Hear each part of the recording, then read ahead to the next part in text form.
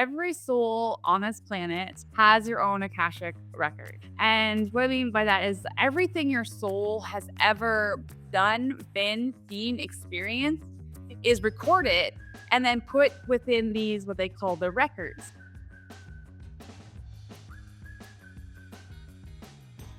Hello, and welcome to season 2 of the Unapologetically Yours podcast. I'm your host, Ashley Logan, and I'm so glad that you're here. On this podcast, we go deep on everything from spirituality to relationships and connection to business and belief systems. Because in a world when we've been taught to play by the rules, it is time to live unapologetically. And I am here to help you do that. So I'm your host, Ashley Logan, and today we're going a little bit deeper into the spiritual realm. And I'm so excited because we haven't spent a ton of time playing in this space yet. And there is one woman who has really been an instrumental part of my life and helping to access all corners, all facets of my soul's journey. And that is the beautiful, insightful, strong, creative guide, Paige Kaufman. Paige, thank you so much for being here. Thank you. Well, it's so true. You're amazing. So, Paige is a psychedelic Akashic practitioner and coach. She is a medicine woman, an alchemist, a wife, a mother of 3 kids, and her mission is to help lead us on the journey of reclaiming the sacred feminine. And so she's not only doing this by leading by example, but she's helping to grab other women and lead them down this path too. And part of the way that we were connected is through the Akashic Records. And so, what are Akashic Records and why are they so important? If you guys tune in to the last episode, I'm going to talk a lot more about my experiences with the Akashic Records, why they've been helpful for me, what my most recent Akashic Records journey said. And so, if you haven't tuned in there, please do so because it'll give you a little bit more flavor, or tune in after this episode. But ultimately, the Akashic Records are our life blueprint. And Paige is here to tell us a little bit more about that as they span through different lifespans and universes and planes and all of the things. Paige and I met this year in a group setting and got to know each other. We were like paired in our small group. And when Paige mentioned to me that she works in the Akashic Records, my interest was immediately piqued for a lot of different reasons. So, anyway, I'm going to let Paige tell us a little bit about the Akashics. Yeah. So the Akashic realm is, well, first, we're in our Akashic records where we all have our own individual Akashic records. So every soul on this planet has your own Akashic record. And what I mean by that is everything your soul has ever done, been, seen, experienced is recorded and then put within these, what they call the records, so that you can go back and use them as a guide, as a reference, as a path forward, as a remembrance of who you are, what you came here to be, or what lessons you came here on Earthbound to embody and to learn and to work through and resolve. So, yeah, that's in a nutshell what the Akashic records are. That is Yeah. so, So, by the way, it's so cool to think about like how we have our own blueprint of all of the lifespans that we have. everything. Yeah. Yes. As So, that, what a powerful tool to be able to access that blueprint and get a better sense of like why we're here, purpose, yeah. agreements that we might have, all those things. So we all actually have this gift, this act to be able to access it. And they were actually like, we all knew that we had access to them. We all had them within our like grasp that we could just like connect to. But unfortunately, a really, really long time ago, like going back, the records were misused. They were misused for power. So basically it was like, yeah, nope. So then they kind of like put them up even further because they were not used properly. They were not used in the way that they're designed to be used. So they have been kind of brought up to that now fifth dimension or higher where we have to remember and tell one another and be not trained, but just that remembrance of like how you can access them and how you can use them for your journey going forward and for your life path here, earthbound. Yeah, I mean, that's so cool. I mean, and So you think about this. So I mean I believe that mysticism was a much bigger part of our daily life and humanity up until, you know, more than 5,000 years ago. And when you think about just the ability to sit with that we're made of water and that we're made of stardust and all of those different particles that carry information, and how that information then translates to our daily lives, into ourselves, and into our being, it makes sense that we would have a practice for accessing that information. And it also makes sense that that was something that was, I don't want to say like taken away, but that we lost access to it as we Yeah. lost access to our bodies.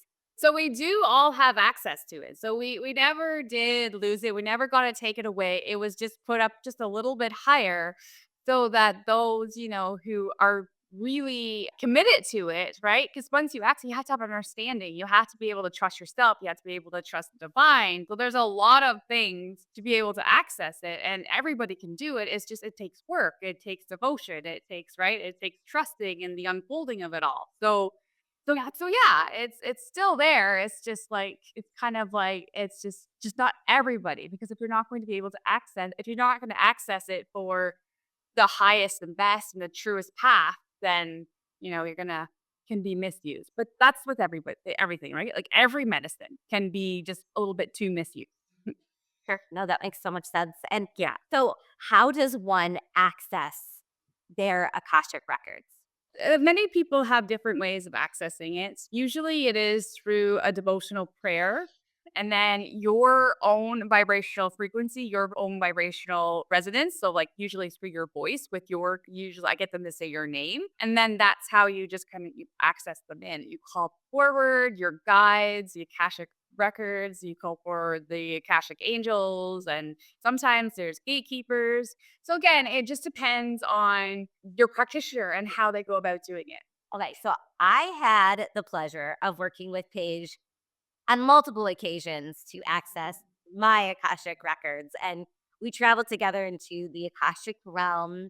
And what that looked like for me was, I think one of the occasions I was sitting outside by a fire. We're like on Zoom. And so it's cool because you can access this through, like, we don't have to be in person in physical contact with one another to be able to have this experience. And so Paige, like, helped get me into a meditative state. Then she opened up the records using a prayer that included my name. And then tell us what happens once the records are open with someone, and what happens to you as the channel, and what you're seeing and what you're feeling and what you're hearing as you're sharing the information back with the person you're working with. Yeah. So everybody's a little bit different of how they access it. And so when the way I was taught at first was to be like you ask me questions and then I tap in and go to your specific soul book or your soul library and then retrieve those answers and then like give them back to you, channel them back to you. And so that's how I was originally taught. But as I started to work more with people and have more clients, the channeling process it started to really shift. And there was no longer no stairs to climb. There wasn't a door to open anymore. There wasn't books anymore. Like all of that was just kind of morphed. And then what happened is I just noticed we just were in this realm. And again, as soon as I say the prayer and we get into the Akashic realm, it's totally different for everybody. And everybody, every time you go in is totally different of what it is that you're first going to come to or what it is you're first going to see or encounter. And so while I am channeling this, all my senses come through. So my third eye, so I can see. Again, it's just like through my imagination, but I have visuals coming through. I can hear, so it's like an inner hearing, right? So if I say like, do you hear that phone ring, right? Like you know what that phone sounds like in your mind, right? So if people are coming forward to say something, that's how I can understand that they're saying something to me. I have feelings within my belly. So if we're coming up and say your inner child is the first thing that approaches you, right? And she's really sad. I will feel that sadness within my body. And then I will say, tell you as my client, as the person coming with me, I'm like, I'm feeling really, I see your inner child. She's here. Do you sense her? Do you see her? Do you feel her? And then that's when we have this open conversation because chances are, if you are truly trusting yourself and your body, you're able to sense that she's there too. It's just like this knowing that she's there. And that sadness starts to take over your body as well. Not to say that you will stay there with that sadness. It's just the feeling, the emotion that we currently have to work through and connect to and see what she's trying to tell you or what messages she wants to get across to be able to release that, to be able to alchemize it, to feel it, to release it from your energetic field. But yeah, so every time you go in, it's something different. You might be brought to your childhood home. You might be brought to your a past life. You might be brought to your sanctuary. You might be brought to it's endless. It's vast. It's vastness. You might all of you. I had a client yesterday, and this is gonna get mystical. We were welcomed by her council of light, by her beings, right? So there was a council of 7, and they were, like, there to welcome her and, like, embrace her and be there for her. So and that was the first thing we encountered as soon as we got in. So it's always different. It's always a different kind of journey. Oh my gosh, it's so I love that. I mean, even the times that we've worked together, they've been completely different each and every Yes. time. Yeah. Which is really, really cool. And so, what are some of the things that someone can hope to learn about themselves through an experience like going back into the Akashic record? So it's vast. Like you can learn anything you would like about yourself, about your past, about your present, about your probable future. And I always say probable because even though your guides and your Akashic guides and angels and they will show you what's possible for you and what can be on your truest timeline, but then it is up to you to do the work to get yourself there. So that's why I always say probable. Like they can show you your highest timeline, but it's up to you to get yourself there, and they'll definitely guide you. So and again, so that's another thing. So you see your future timeline, and you could ask, "Okay, so what's my next step that I need to do to help me move forward on this timeline?" And they will let you know. If you're feeling stuck, if you're feeling lost, if you're feeling confused, if you need clarity about where you are going and what's going on in your life, you can connect to that. If you have any physical ailments or pain within the body, we can go into that and tap into that and find out, okay, so what energy is being stuck or held within this space so that it can start getting moved. I'm not saying like sometimes it can be a one and done and that pain will move on, but sometimes it's just a layer for you to be like, this is what's here. So here's a layer we're going to work on, but continue to work on that spot now that you have an idea or you have a knowing of what's catched there and what you need to work through. You can find out your purpose of why you're here on this earth plane. You can find out why you encounter patterns, constant patterns in your life, or say you attract the same people in your life over and over and over again. And it's just, oh my God, why, right? Why do I have this person in my life again? We can connect to why that is. What is the lesson that's trying to come across with these people that they're using as people, right? So that you can finally understand it, finally learn it, finally embody it, so that you can now break that cycle, break that pattern, and move on from a different space. So, with that in mind, you have guided countless people into these other realms. And what has that taught you about the universe and what it means to be alive today? That is so vast, and this is just a little speck on, like, this huge, huge, huge, like, journey that goes on and on and on and on and on. So just like if you were going through something really tough like 2 years ago, right? And you look back and you're like, "Oh my god, that was just like a little moment in time. Like I can't believe I was like freaking out of it because I was so little and now like look where I am." So I think of it like that. Like this is just a small moment of time until we go further. So it's kind of like what can you make of life while you're here, right? Like kind of impact, what kind of fun, what kind of joy, like and then I've also realized on the other side or like the other dimensions is that it just is. There's no judgment. There's no right. There's no wrong. There's emotion, but it's like always joy or always love or always peace and calm, which is beautiful, which is so beautiful. But at the same time, could you imagine, like, not feeling any other like, you wouldn't have appreciation for that joy and for that love and for all those things. So then it really, puts that in perspective that we have these, like, ebbs and flows and these ups and downs for that reason because we're like, "Man, We want to feel. We want to feel all the things because on the other side or on the other dimensions, we don't get to feel all those things. So I've even had friends, I'm human too, right? So I have those moments and then they remind me like, yeah, but isn't that awesome that you get to feel anger right now? Right? And so it kind of brings it back into back. Oh, right. I signed up to feel this anger because, when I'm just my soul self, I don't have that emotion within me. So this is actually really exciting for my soul to be experiencing all these energies and all these emotions. That's a really interesting reflection. I will say that the first time I went into the Akashics, I had a past life experience that was less than sunshine and roses and was very much this situation that I think probably is imprinted in my body and mind and soul of being chased by men with sticks. And it was like this horrible, fiery situation where I was Mhm. like being exiled from my community. I think this is like the common burn at the stake type of memory that many women have, especially those who might be more spiritual, mystical, and have that purpose of being on this planet right now to help bring light and love and femininity back into the world. And it was so interesting to me to realize the fear that I felt in my cells came from somewhere as this like suburban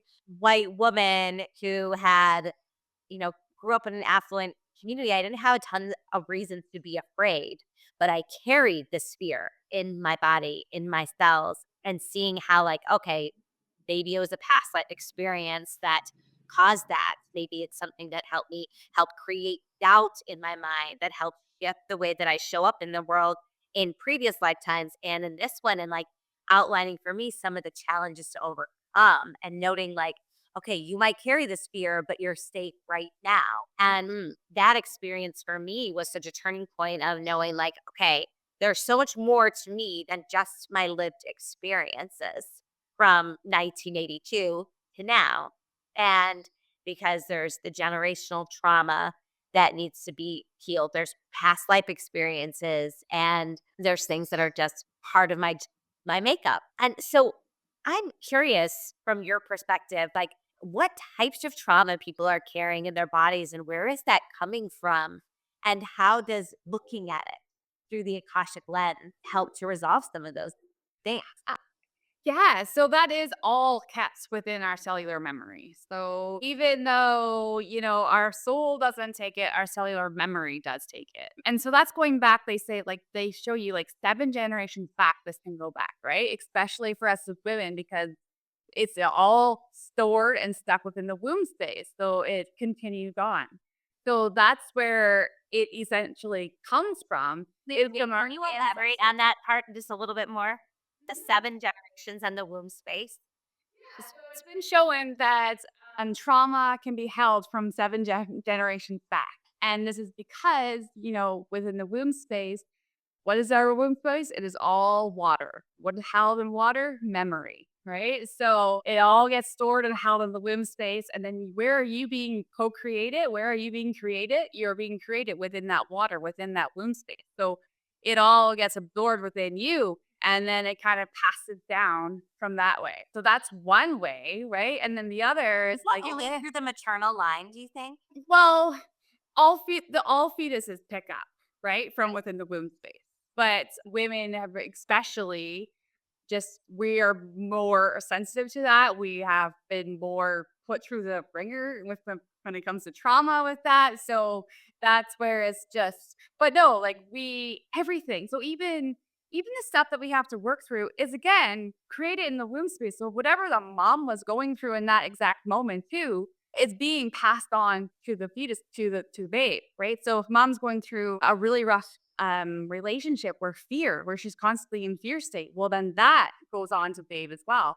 If mom is feeling guilt, because a lot of us moms get pregnant and are not quite right, so we have like a lot of this like, oh my god, I don't know what to do. So then they carry on that remembrance or that trauma of not being wanted, right? It's not like we mean to do that, but that's basically it's being held and kept within that space. So those are So, like, part of body yes. keeps the score. For sure. And it's interesting too because there's some recent studies that show that kids now who have ADHD and other things that it actually has to do with some of their experiences in utero. And this is something that like I think that people in the spiritual community are like, duh. And the actual scientific community is saying like, yeah, that's really true. It's not just what type of food and nutrients someone was exposed to, but it's also like the environmental, the stress, the mental, emotional trauma, and how that gets passed down too.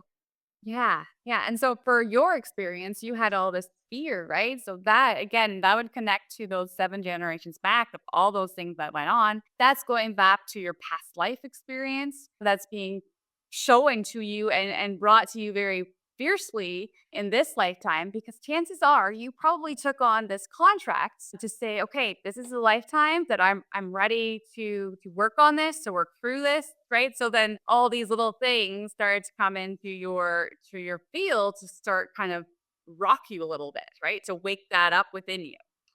Yeah, and And then it doesn't ever. yeah, right? So that's why you have to also think too. So when things are getting heavy and rough, like, right, I agreed to this.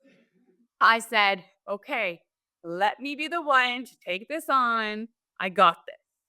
So, do you think that our souls chose to be here at this time and consented to be here at this time was specifically 100%. 100%. Yes. okay? So, to someone who has no idea about this concept, talk us through that based on your experience. So, what I have understood, what I've been in the Akashics, is when your soul, when we're on the other plane, we co create these different contracts with one another. And then we have these soul families as well, right? So, like, we are groups, we have these soul groupings so that we can be like, be together and learn from one another and be there, be that person to help with these lessons along the way. It's almost like, say, you have a jerk of a dad, right?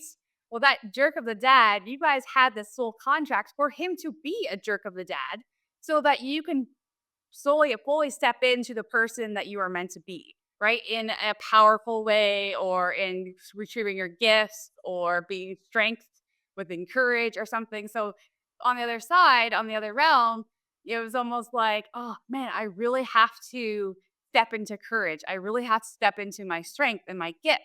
How can I do that? And it's almost like the soul of that jerk dad was like, I'll help you. I'll be a jerk to you so that you have to step up and be your own man, be your own person. So that helps you complete this contract and send you on that pathway to be who you're truly meant to be. And then so that's how that kind of begins. That's why like our moms or our dads are usually our biggest teachers because they're like, yeah, I'll do that for you. I'll be that person. And children too, right? Children as well come in with these beautiful contracts as well to help you. And I just went through another client the other day too, where she with a babe, like they had a huge contract together to bring in her magic, and it was initiation, and it was just to bring her from one area to another. But like it was big, and a lot of times it's these babes that are doing this for us, or our parents, of course. It's so wild. Like even when all three of my children were born, it was like I knew them. I was waiting for them. I expected them. It was. I feel like I could have written about each of them before I even met them, and like the lessons that my daughter taught me, and like being really tough for me the first couple of years until I stepped back into my own power and to my own full self. That was when she was like, that's the person I came here for. Thank you. Now game on. Let's do this life together. Let's do like Yeah. everything kind of fell into place. And like, but and my middle son, when he was born, I was like, oh, we've known each other for lifetime. And Mm-mm. and he's like, it was just this like, absolutely, of course I'm gonna be here. Of course. And this like sense of just deep trust. And then same with my third, he was just this warrior instant, like, I got you, mom. I'm the warrior. I'm Yeah. here. Here to break. Protect us all.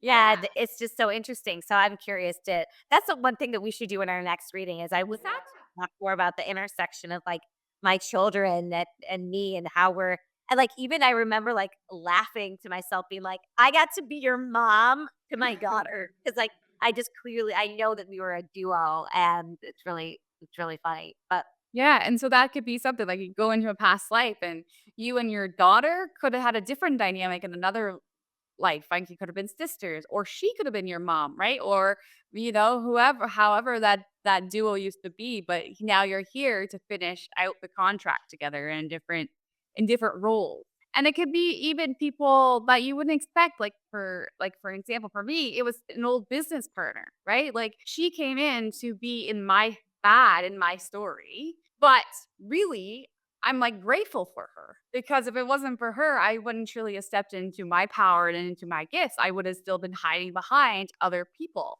So again, I encourage people that if someone is really rattling your change or really putting you through the ringer, look at it as like, okay, actually, I need to thank you because if it wasn't for you, I wouldn't be stepping up to do this. And it's hard when you're in it. I get it. Like when you're in the moment, it's like the last thing that you want to bring your human mind to think of. But I do encourage you to look back, like, who did you have to become to overcome that situation with that certain person? right? Mhm. So super powerful. Yeah. So speaking of, what did you have to overcome to step into this role in your life? And because did you always know that you had this gift?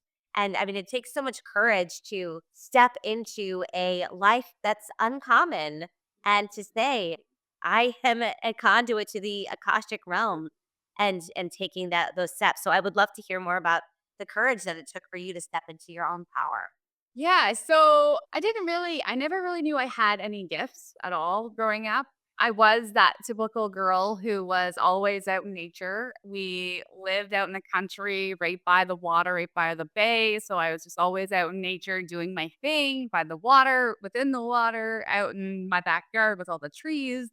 And so I really didn't think anything different or anything of it. I will say when I was a child, I used to speak with called light language, but I didn't know what it was or that it was anything really. It was just naturally would just start doing it whenever I was by myself and out in nature. But then I started to, it's almost like society kind of comes along, right? And you have all these expectations and you have to fit into all these boxes to fit in, to be accepted.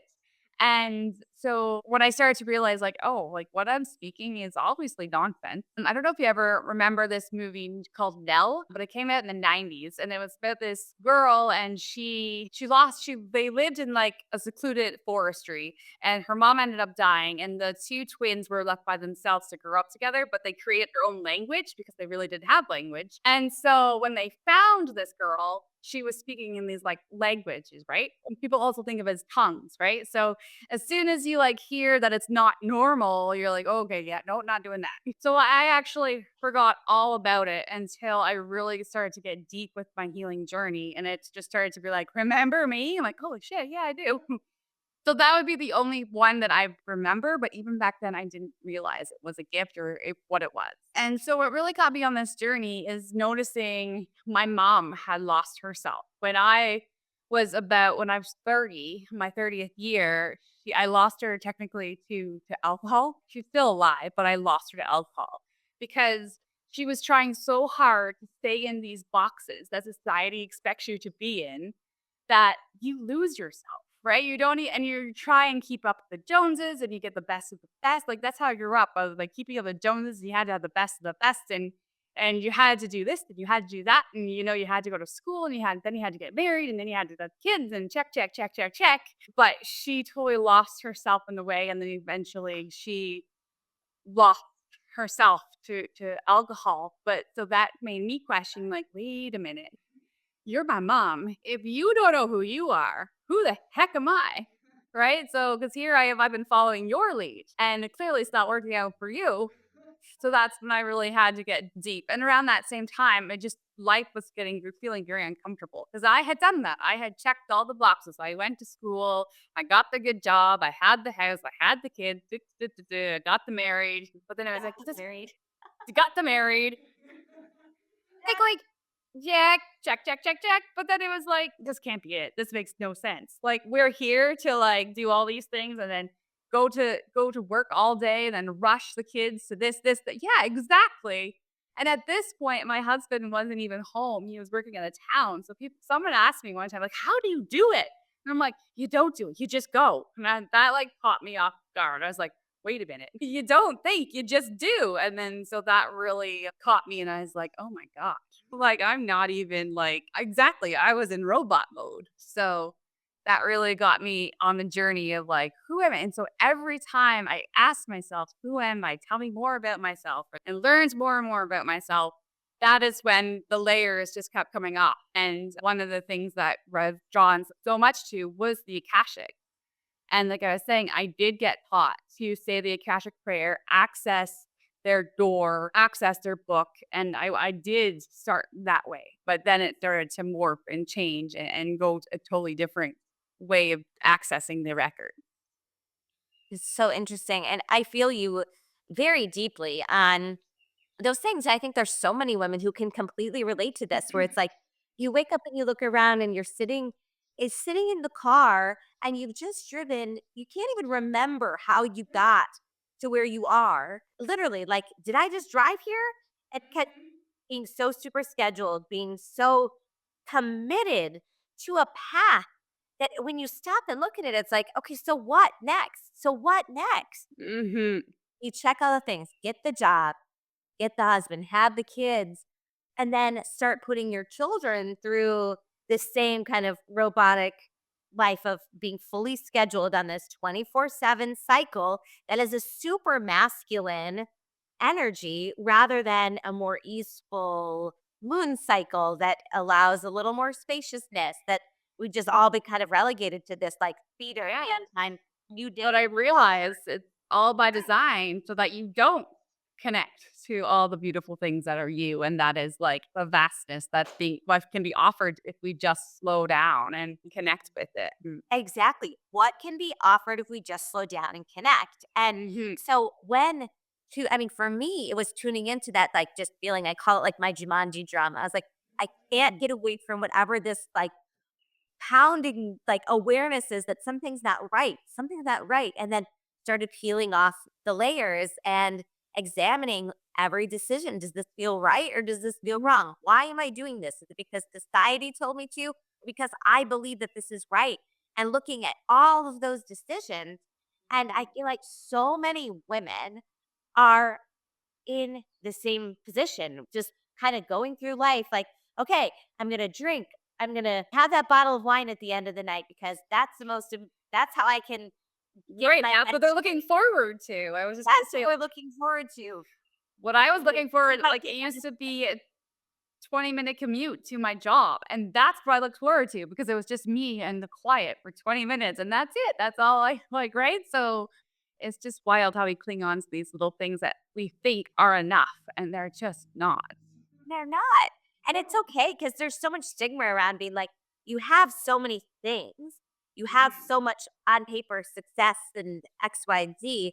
But it's okay to not feel satisfied with that if something feels off in your body. And it's usually a sign that you're not aligned with your I'm like, purpose.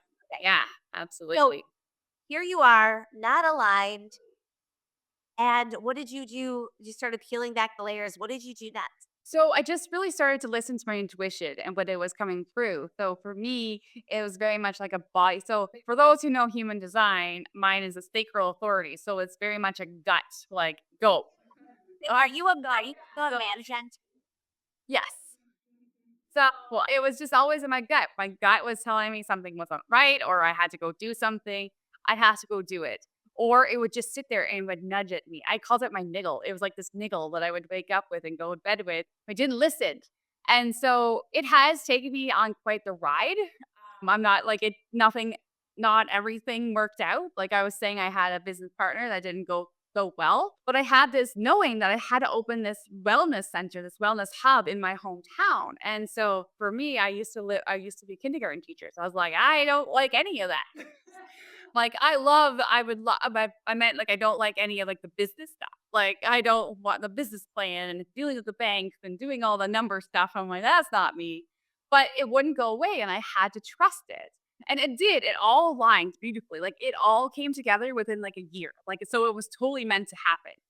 But what it was really meant to happen was to show me and to make me step up into the person, into my power, into my gift. Because this business partner of mine showed me that like I had to step up. Because I was always a person who I had hierarchy issues, right? Like, so I always thought people knew more than me or people knew better than me. And if they were older than me, they knew more than me. They knew better than me. If they had a certain certificate, they knew more than me. They were better than me. I didn't know anything, right? So, and this business partner very much had more money than me. She had certificates and all, and she was in her spiritual essence for a lot longer than I was. So it was just like, hey, you do whatever, and I'll just follow. It's all good, right? But it changed. The dynamics ended up changing, but it had to happen that way. It had to go down that way, or else I wouldn't be where I am today. Or I wouldn't be tapped into the Akashic. I wouldn't have stepped up and stopped looking at hierarchy like someone who's there to tell me what to do and how to do it. Right. So I had, and it helped me again to step out of that societal box because again, we're always told, even from the get go, from when we're right? Like, listen to your parents, listen to your teachers. They know what they're doing. They know what's best for you. And unfortunately, that's not true, right? Like, only you know what's best for you. And so I also love that because I'm doing that now for my kids, right? So, for example, right now we're in Costa Rica. We moved to Costa Rica 4 months ago. That's why I'm sweating. This Canadian is still not climatized. But our oldest daughter, our 17-year-old daughter, didn't want to come with us. She was all good and ready to come, but the last minute, she's like, Mom, I really, really feel like I need to stay here to be with my friends, to graduate with my friends. And in that moment, right? Like you're like, no, you're coming. Like you can't leave us. Like we're a family dynamic. We're a family duo. But I had to honor what I've been learning so I can pass it on to her. Like only she knows what's best for her and what she can do for herself. And she's vice versa. Like she knows that we had to do this. Like she knows that it was something, again, one of those downloads, one of those gut, like, you gotta go do this thing and allowing her to go on her path. And it's been 4 months and she is so happy. She's gotten so many opportunities since being home. She has connected to so many really cool things where so that was totally her path and her way to go. But if I was going to hold that hierarchy, I'm the mom, you got to do what I say, right? Then how would that dynamic ended up being for her and for me and then for our relationship, right? So Right. Just again, it was knowledge just of distance. There's just those like taking those big things that shook it and crumbled your foundation, but what did it teach you, and how are you gonna embody it, and now how are you gonna walk the walk? Wow. I love that. That's so interesting. And I feel like just that example in itself is such a great way of like how we are changing the path for generations to come. Like, I am sure that you were raised as I was raised, that you listen. And so many times I had to quiet my own inner knowing and do things that I didn't fucking want to do at all. And because someone else said that, but they weren't always right. And there was a lot of things that I probably could have taught them if they were paying attention to. And but that behavior was because of the generation prior and all of those things. And so for us to take a pause and say, no, I'm gonna tune in, trust my body, trust my instincts, and then show my children how to do that too. That has the Mhm. power to shift a whole paradigm. Right. And then when you're doing that, when you're trusting yourself in that way, that is when you can start like really trusting your gifts, right? Because we all have our very powerful gifts. But if we don't trust ourselves, how are we going to trust our gifts or even real? Like, if, like, how would I even trust that what I'm doing when I'm channeling in the Akashics? I'm like, oh, I'm just making that up. I'm just making that up. That's just my imagination, right? And I could have just totally fluff it off. Or I could be like, no, I'm actually doing this. I feel it in my body. I know within all my cells that we're actually in this realm and we're actually going through all these different like aspects of this person's life. And this is real, right? So again, it's just like getting that relationship back with yourself and your body. But it starts with like being like, oh yeah, I know you guys tried like your best for me, but I know you don't know. Only I know. And I mean, especially as I know that for you, Paige, working with women is your calling and helping women in particular to access that inner magic. The little girl who was speaking a light language, walking around in the forest and enjoying nature, that's what you help call back for Yes. your clients and the people who work with you. And it's such a beautiful thing. What do you think how do you think the world will change once women are tuning back into their gifts, into their bodies? It will be a beautiful place to be. It would be just full of all these opportunities, abundance of financial abundance, of financial of joy, of love, of laughter. Yeah, we're gonna still be going through our challenges, sure, because that's part of life. But we're gonna have such a community to hold one another, to hear one another, and so it's almost like we transition through those challenges just that much quicker, if that makes sense. And then how powerful it will be like a euphoria here on Earth, like it used to be once upon a time. And we'll all access our own magic and our inner magic, and it would just yeah, we can have fun. We have fun in this, like, magical playground. Where you get to play and Yeah, not there yeah, again, well, definitely there's challenges, right? For sure.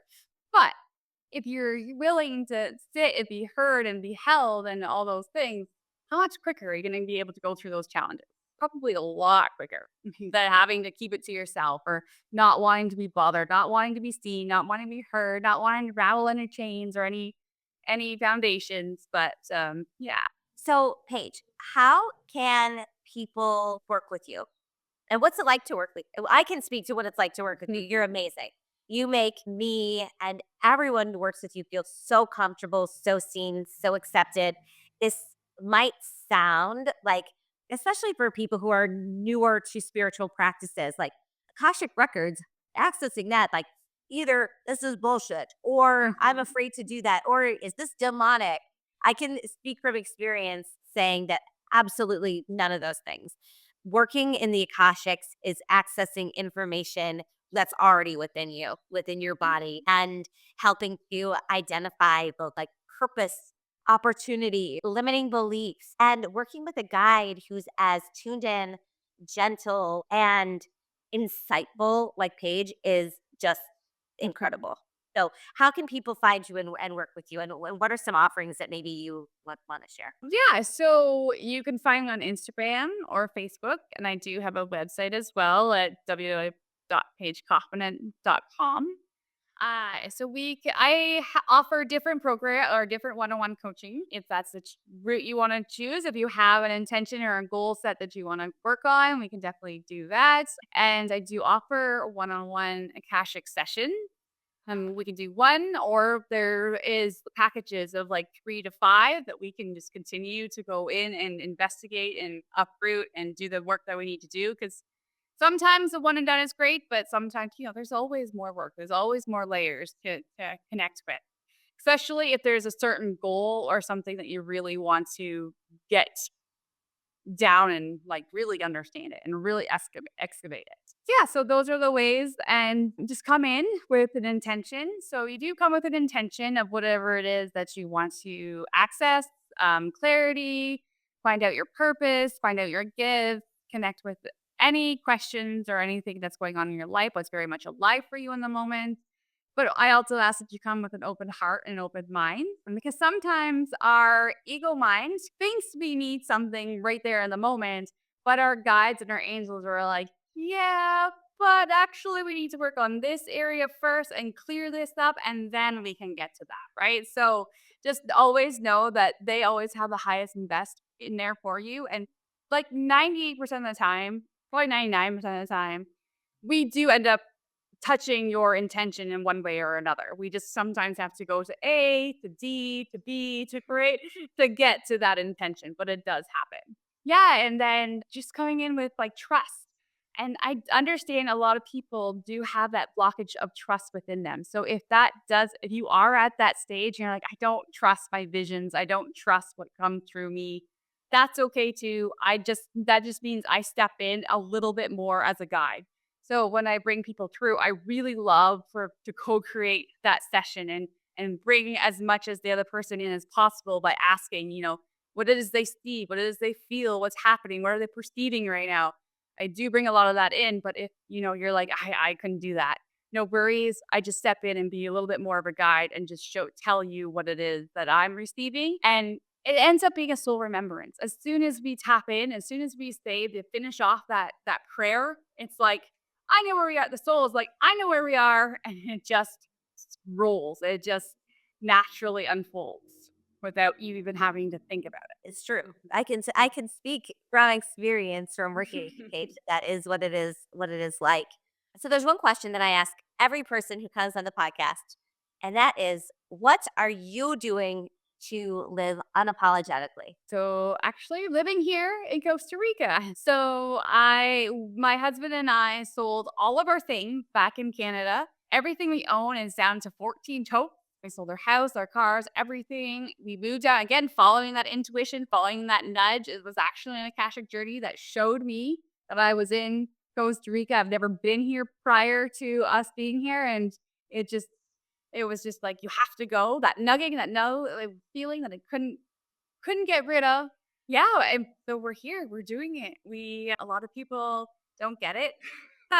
A lot of family members, a lot of pushback, a lot of, but we're doing it and we're doing it unapologetically because we know we're being called here for something, whether it's just our own healing, just to slow down. We're talking about how it's like go, go, go, go, go, but here it's just complete slow down. It's complete connection. And as you see, you just walk out your door and you're here, you're in the jungle. So yeah, so that's how I'd be living. And then letting people know too. So again, I came from a family that doesn't get this stuff.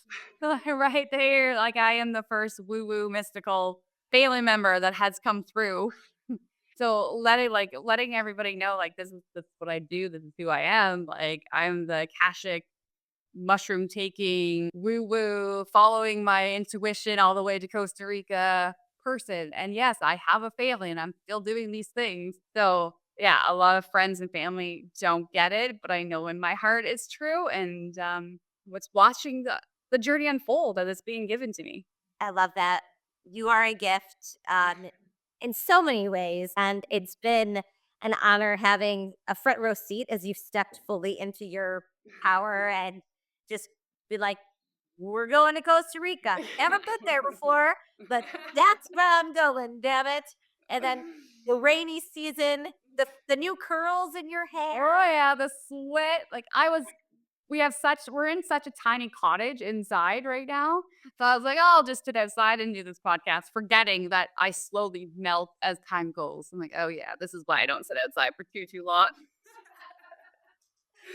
I love it. We're so grateful to have you. We will share your contact information in the show notes. Paige, thank you so much for being on the show today. You are such a gift. I am so excited to share your information in the show notes. And anyone who is interested in exploring the Akashic realms, you're in great hands with Paige.